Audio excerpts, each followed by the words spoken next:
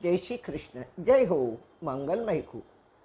આપ સર્વેની શુભેચ્છાથી હું યુએસ જાઉં છું, અમેરિકા, સાઉથ કેરોલિના. તારીખ 26, 27, 28 ને 29 સપ્ટેમ્બર, શ્રાદ્ધના દિવસો. 4 દિવસનો ભવ્ય મહોત્સવ છે. ડૉક્ટરોનું કોન્વોકેશન છે. એમાં આપણને નિમંત્રણ છે. બધા જ ડૉક્ટરો જ આવશે. 4 દિવસ બધા 5 સ્ટારમાં સાથે રહીશું. મારે પણ બધા સાથે રહેવાનું છે. આખા દિવસના પ્રોગ્રામોમાં આપનો પ્રોગ્રામ 4 દિવસ પ્રવચનનો રાખ્યો છે. પ્રભુ કૃપાનું હું આ મિરેકલ છું કે 85 વર્ષની ઉંમરે પણ પ્રભુ કાર્ય સોંપે રાખે છે. કે પ્રભુની હજારો હજારો હજારો નેત્રોમાંથી એકાદ નેત્રથી મને એવું લાગે છે કે મને જરૂર જોઈ રહ્યા છે. ત્યાં ડૉક્ટર માલતીબેન, ડૉક્ટર પ્રફુલભાઈ પૂરા પ્રોગ્રામનું આયોજન કરી રહ્યા છે. થઈ ગયું છે. એમને ત્યાં હું ચોથી વખત જાઉં છું. 20 વર્ષ પહેલાં ભાગવત માટે ગઈ હતી, 12 વર્ષ પહેલાં ગોપીગીત માટે ગઈ હતી અને ગીતા પ્રવચનો પણ કર્યા હતા. છેલ્લા 4-5 વર્ષથી તેઓ ડૉક્ટરોનું કોન્વોકેશન કરે છે. ઓલ ઓવર વર્લ્ડમાંથી ડૉક્ટરોને બોલાવે છે, સર્જન ડૉક્ટરોને.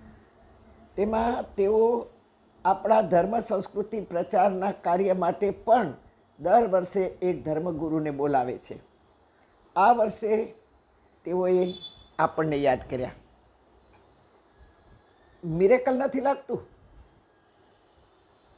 આ ક્લિપ મેં 20 દિવસ પહેલાં રેકોર્ડ કરી છે, કારણ કે મારે જવું હોય ને તો હું મહિનાનું રેકોર્ડિંગ કરી લઉં અને દીપકભાઈને દઈ દઉં.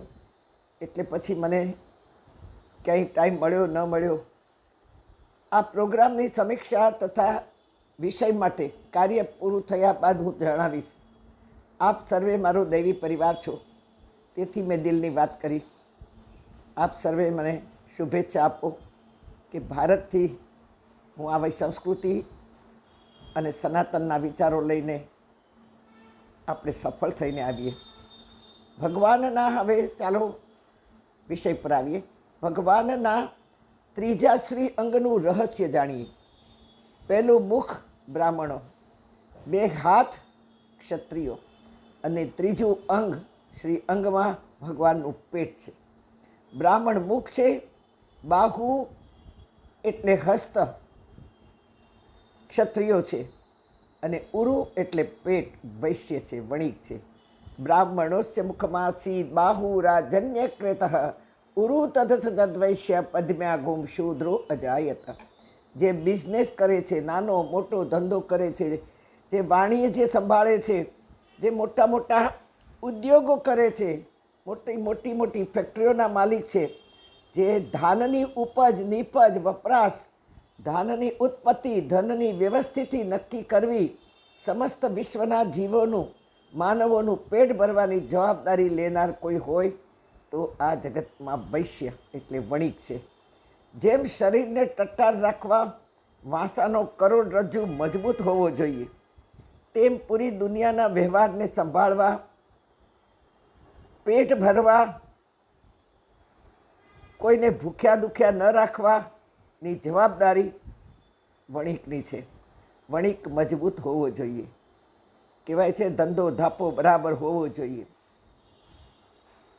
વૈશ્ય વણિક આ જગતનો કરોડરજ્જુ છે. કમર મજબૂત નહીં હોય તો શરીર તૂટી પડશે. તેમ પેટ રોગી હશે, ખાલી હોય તો અકાળે વૃદ્ધાવસ્થા આવે.